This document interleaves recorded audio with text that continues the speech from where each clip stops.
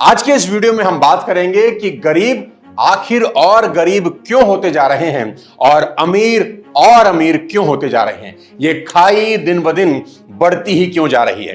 क्यों दुनिया का 95% पैसा सिर्फ 5% लोगों के पास है और बचा हुआ 5% धन 95% लोगों के पास है। और किसी ने बिल्कुल ठीक कहा है कि अगर आप Ambani, Adani, Bill Gates, Jeff Bezos, Elon Musk, Warren Buffett और भी कई अमीर लोगों से उनका सारा पैसा वापस ले लें और दुनिया के सभी लोगों में बराबर बराबर बांट दें तो कुछ सालों में वो पैसा वापस से Ambani, Adani, Bill Gates, Jeff Bezos, Elon Musk और वॉरेन बफेट की जेबों में चला जाएगा और लोग फिर से गरीब हो जाएंगे।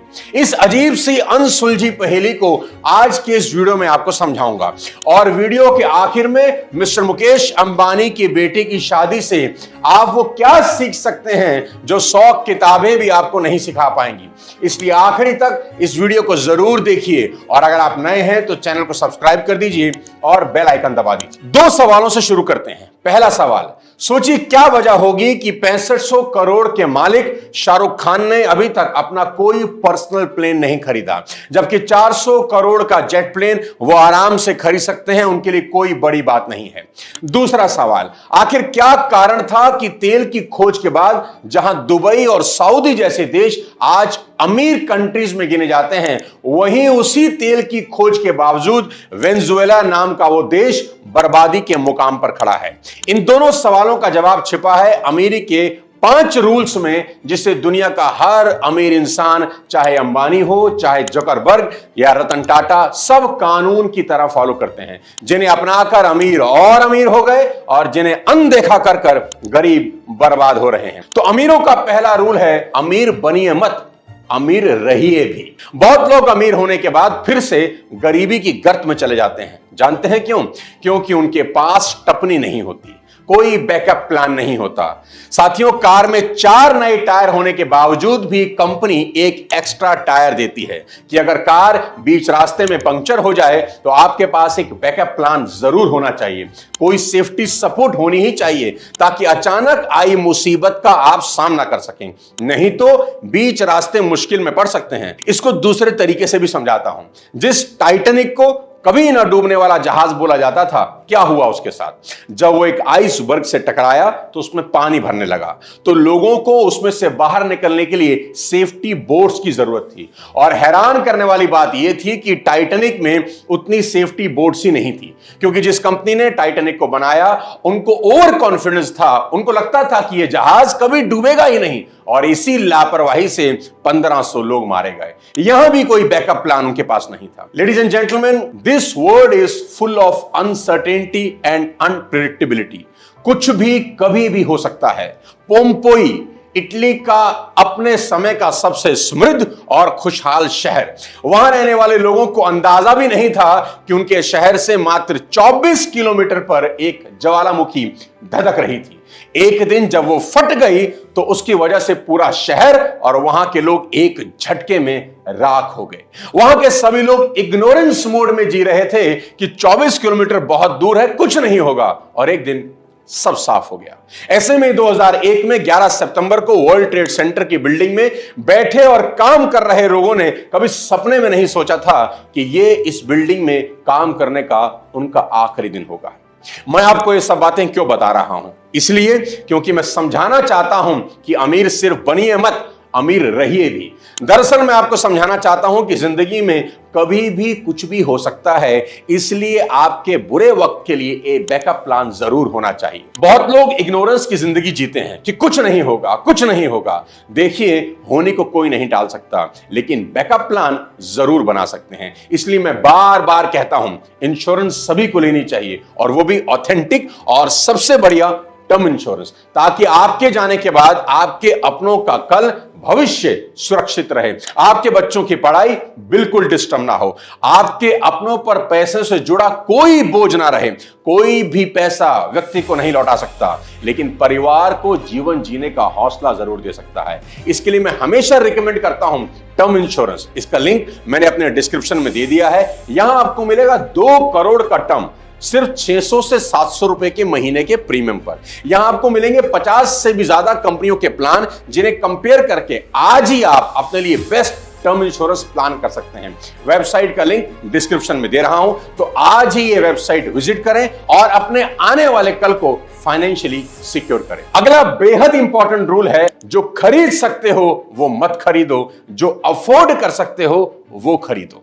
अमीर आदमी अपनी इनकम के हिसाब से खर्च करता है और गरीब आदमी अपने शौक के हिसाब से। बेशुमार दौलत होने के बावजूद शाहरुख खान आज तक प्राइवेट जेट का सपना पूरा नहीं कर पाए, जबकि शाहरुख खान चाहे तो अपनी 6500 करोड़ की दौलत में से 400 करोड़ का प्राइवेट जेट आसानी से खरीद सकते हैं। बात पैसे की है ही नहीं, बात है समझदारी से खर्च करने की। शाहरुख कहते हैं कि उनके पास कई बार इतने पैसे आए कि वो प्लेन खरीद लें, पर पैसा आने पर उनके सामने दो रास्ते होते थे, या तो प्लेन खरीद लें या फिर अगली फिल्म या किसी बिजनेस में इन्वेस्ट कर दें। और शाहरुख ने हर बार पैसे अपनी अगली फिल्म में लगा दिए।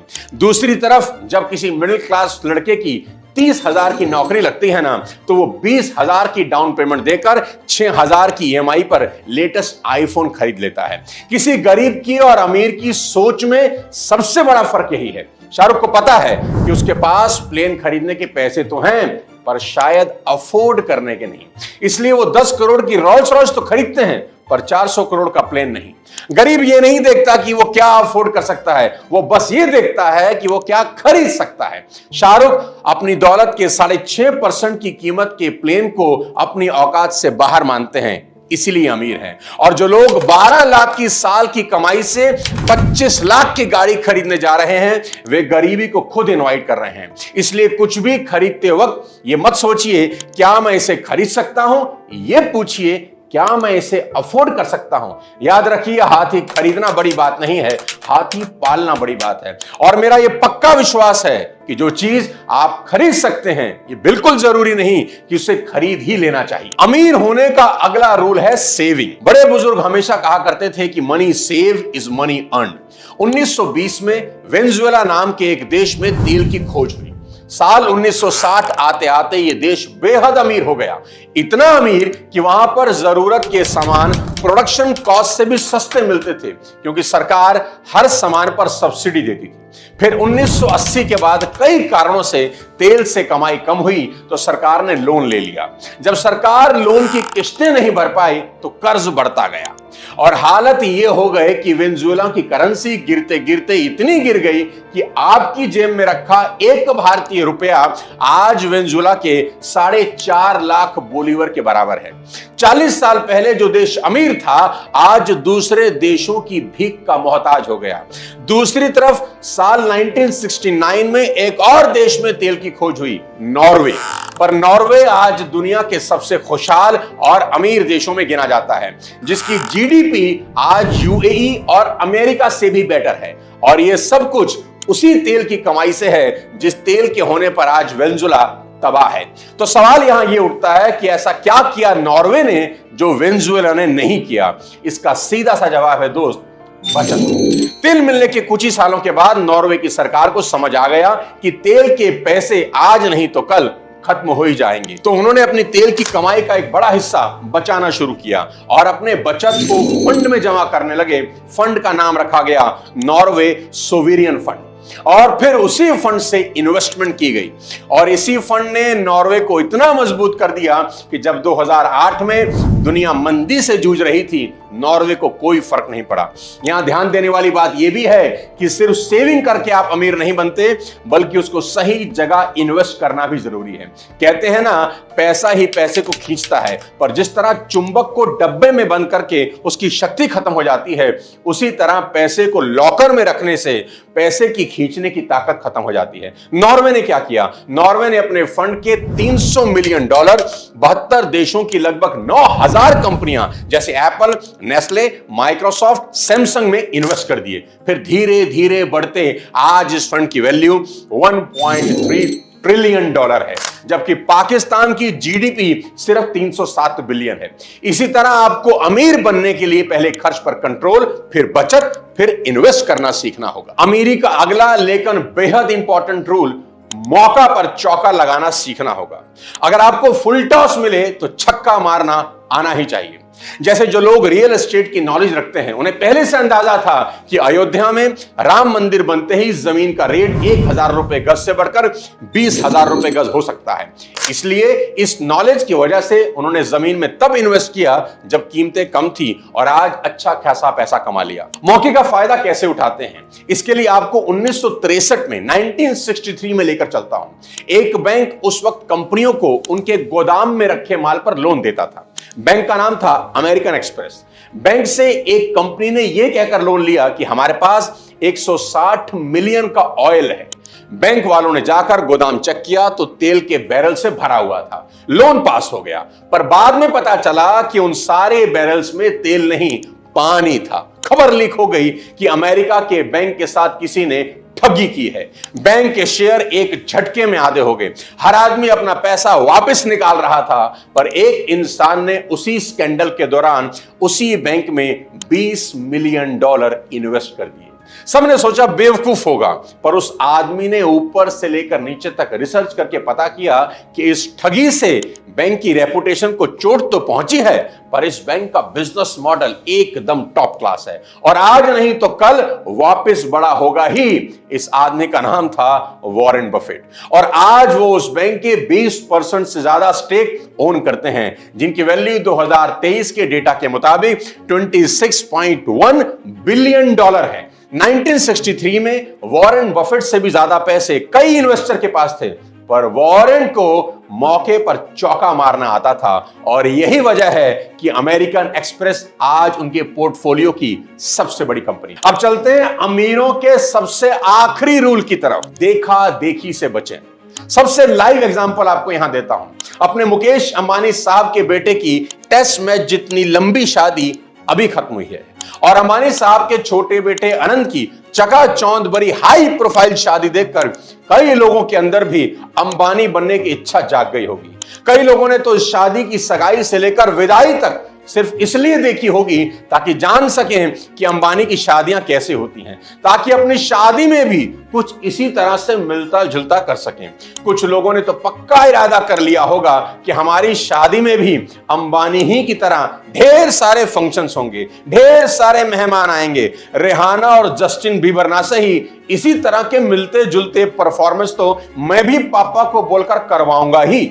अनंत ने अगर 200 करोड़ की शेरवानी पहनी है तो 3-4 लाख की तो हम भी पहन ही सकते हैं। भाई साहब, हाथ जोड़कर विनती करता हूं, इस ट्रैप में मत फंसना और इस दिशा में सोचना भी मत, बहुत भारी पड़ेगा।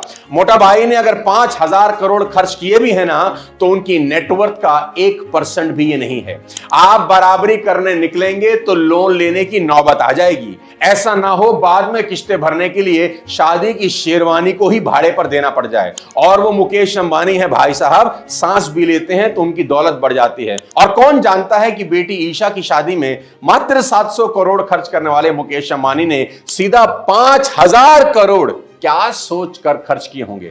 हो सकता है इसके पीछे मोटा भाई का कोई बड़ा बिजनेस प्लान हो, जिसे समझना ना मेरे बस की बात है और ना आपकी। इसलिए भूलकर भी कंपैरिजन के चक्कर में अपना फ्यूचर ना बिगाड़ लेना। और हां, शादी का सारा खर्च उन्होंने सगन के रूप में आपको बिना बुलाए जियो का रिचार्ज बढ़ाकर आपसे ले ही लिया है। साथियों, ये पांचों नियम आपको जिंदगी में एक बेहद कामयाब इंसान और बेहद अमीर इंसान बना सकते हैं। इसलिए अमीर बनना है तो इन पांचों नियमों को कानून की तरह फॉलो कीजिए और टर्म इंश्योरेंस करवाना भूल कर भी ना भूलिए।